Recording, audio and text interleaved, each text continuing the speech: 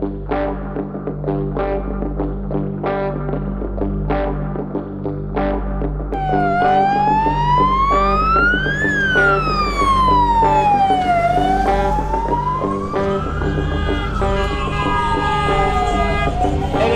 vous la caravane, tous les cadeaux seront donnés côté droit de la route, tous les cadeaux à droite.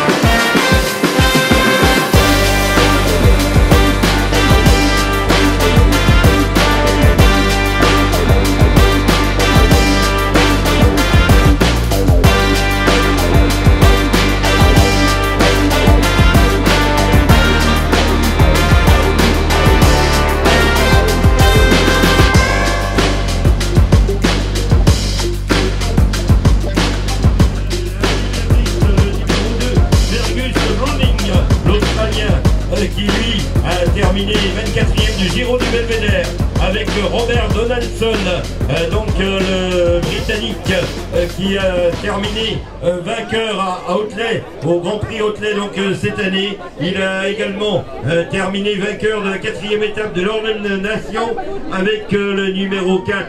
C'est Liam Johnston, le coureur australien, qui lui a terminé 9e du Tour du Japon et également donc une place de 2e des meilleurs jeunes de ce Tour du Japon. Will Smith, le Britannique, porte le dossard 5.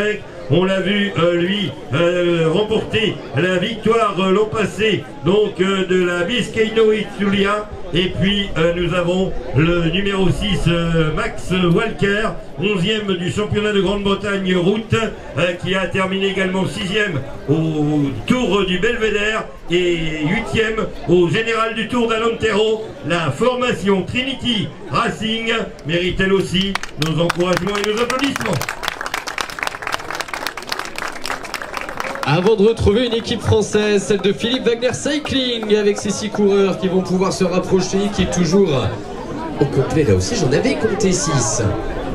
Voilà, Clément qui est en pleine discussion. On va pouvoir commencer malgré tout avec cette équipe Philippe Wagner Cycling de Clément Brazafonso, vainqueur d'étape sur les routes du Tour de la Manche, deuxième du Tour de la Mirabelle, deuxième du Tour du Beaujolais. Il avait enlevé une étape du Tour Saône-et-Loire la saison passée. On va retrouver également Antoine de Bons, le vice-champion de Suisse chez les professionnels, troisième d'étape sur les routes du Tour du Pays de Montbéliard. Il avait remporté les 4 jours des As dans le sud de la France la saison passée.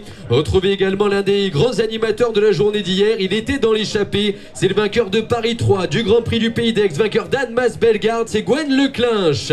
Dans ce collectif, aux côtés de Jérémy Lecros, deuxième du Tour des 100 communes, avec les professionnels de la BNB Hotel. Il avait été rentré deux fois dans le top 10 d'étape sur le Tour de France la saison passée, encore dans le top 10 à Célestat, dans l'emballement final il y a 2 jours.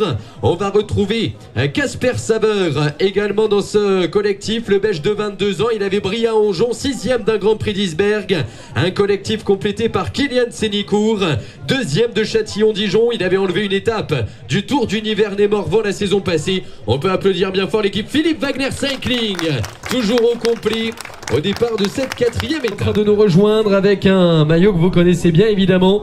On va pouvoir faire l'inventaire avec dans ce collectif Jesse Kramer qui emmène le néerlandais de 19 ans, vainqueur d'étape sur l'Olympias Tour où il avait pris la 3e place du classement général. On va retrouver un autre néerlandais, c'est Darren Van Beekum, garçon qui avait connu le podium sur les routes croates du printemps d'Istrie. Mario Belletta, un autre italien, 3e des derniers championnats d'Italie espoir. Il avait connu le titre national chez les juniors.